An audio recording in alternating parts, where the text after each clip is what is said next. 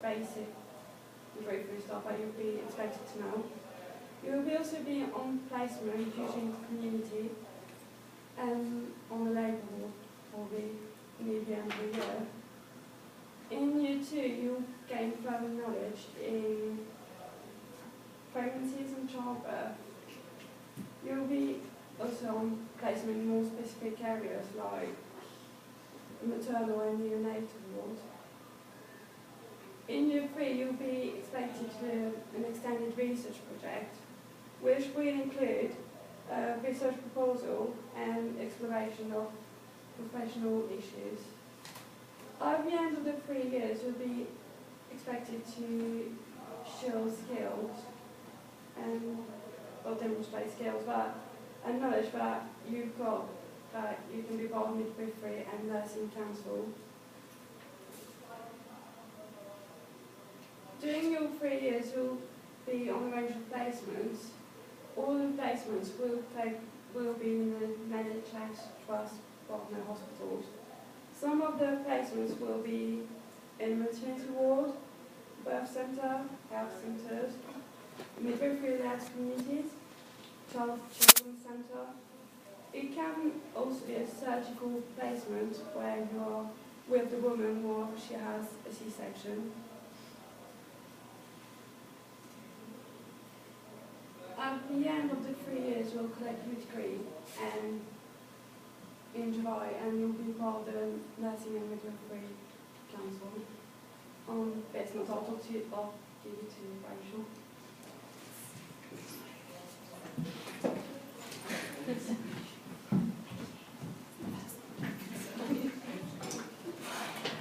Okay, I'm going to talk to you about the career progression after you've qualified as a midwife. Okay, so you've got your job and in whatever area you want to go into, and what do you do next? You climb up the ladder. If I give you this, pass that around. Okay, coming round there is the NHS Careers Framework. This there shows you how you can go from a practitioner level and travel all the way up to Director of Maternity Services if you want to take a straight route, or you can go into side to side, whatever way you want to go. Okay, so how do you get there? Continued professional development is something that's going to be ongoing, training and skills that come with that, and the further up the ladder you go, you probably want a Master's or PhD to come with that, and a vast load of experience. Okay, so there's other options for midwives. You might want to specialise in a particular area that really interests you, so working with specific groups such as teenage mums, vulnerable families. With this, all you need to do really is get a lot of experience with working with these groups, and your CPD probably reflect this. Okay. Neonatal nursing is another option. After just 6 months as a midwife, you can retrain doing neonatal. This is a CPD course that's linked with the university. You can also do online distance learning for that as well. And you'll learn specialist areas in intensive and high dependency care for newborns. Okay, and health visiting is a specialism. There's no minimum experience needed for this, but you do need to do a degree level full-time 45 weeks of study that's funded by the employer usually. Okay, and this will enable you to spend time with families after the midwives finish over 28 days and up to the children about 5 years old. Okay, after that there's teaching of the future midwives. And for this you need an up-to-date registration and you need to do a PGCE teacher training qualification. This takes 1 year and will really assess your teaching skills within the university. In addition to this, you might want a Master's or a PhD, depending on the level of lecturer you want to become. Okay, and you need a lot of experience to be able to pass on. Okay, we can go into shaping the future of midwifery through research, and a research midwife improves the practices and services that are available for women, monitors the tasks that they're doing in their research and present their findings. For this, you really need to have really good research skills and be able to interpret the information that you are finding out. And for this, you might prove this through having a master's degree. And you've really got to have a real good enjoyment in research. It's really important.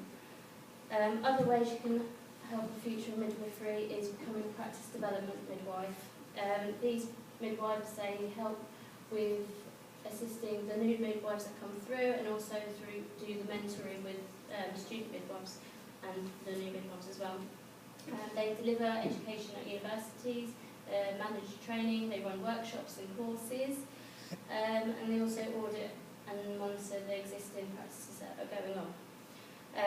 You need a lot of experience for this, and you might also want to have a diploma in advancing practice midwifery.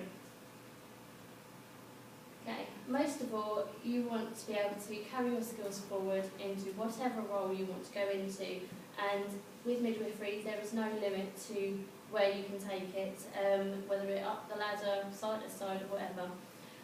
You'll never stop learning, and you'll always have the opportunity to use all of your training. Okay, over to Tess. Hello everyone, like Rachel just said, my name's Tess. I hope you're all feeling okay. I've had a lot of information to take in one go. So I'm going to run through things a little bit, just so you're not feeling like that. After I've finished speaking, you'll have the opportunity to ask a few questions and go through a few things. You might be thinking right now, oh my word, 4 years is such a long way away, am I ever going to get there and what have you? Well, I promise you, your access year is going to go so quickly. So hold your heads up high and be proud, because you have already started your journey. So concentrate on the here and now, and the things for you to consider right now. First of all, is thoroughly research the role of a midwife. There's much misconception about what a midwife actually does. Quite often, and so 4 years is a long time to study something if you end up really not enjoying it. So make sure you know exactly what is going to be expected of you. On top of that, when you go to university interviews, you're going to be asked a number of questions with regards to the midwife role, so you need to answer them correctly. So make sure you have the knowledge put in place. Be aware, studying is going to demand an awful lot of your time. It's not going to be a 9 to 5, Monday to Friday thing. Same when you're actually working as a midwife. So if you do have outside commitments like children or another job at the moment, make sure you put things in place to allow you to do that. Get some experience in a care role. It will give you lots of, put you in lots of different scenarios that will help you whilst working as a midwife, because you're going to come across all sorts of things. And on top of that, obviously, when you go for your interviews, the universities actually like to see that you're making some kind of commitment already, and it can actually strengthen your application. Start thinking about your personal statement. It's the most important piece of work you're going to do throughout the year. Your personal statement is what's going to get you your interviews, and without an interview, you're not actually going to get to university. So put a big effort into your personal statement. You need to be prepared to work hard, because you are going to get an awful lot of work throughout your studying time. So be organised, because that actually really does reduce stress and helps you along the way. Address any weaknesses with the support of your tutors. Here at Bedford, they're not a bad bunch. And when you get on to university, that's what they're there for, so don't be afraid to approach them. Basically, hands up everybody who has at least one subject that they find a bit more difficult than another. Mine's maths.